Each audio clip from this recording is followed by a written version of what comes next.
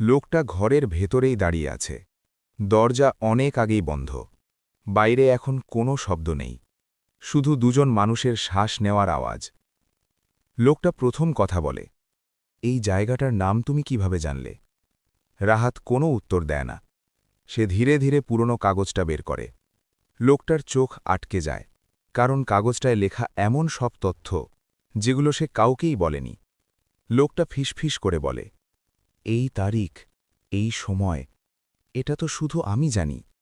রাহাত তখন প্রথমবার বলে, ভুল, আপনি না, আমি এটা আগেও দেখেছি। লোকটার কণ্ঠ কেঁপে ওঠে, মানে? রাহাত জানালার দিকে তাকায়। বাইরে অন্ধকার।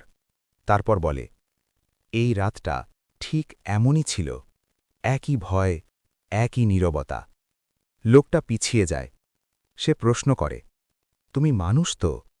রাহাত উত্তর দেয় না, শুধু ঘড়ির দিকে তাকায়। কাঁটাটা ঠিক 12 ঘরে এসে থামে। আর ঠিক তখনই পুরো বিল্ডিংটা কেঁপে ওঠে।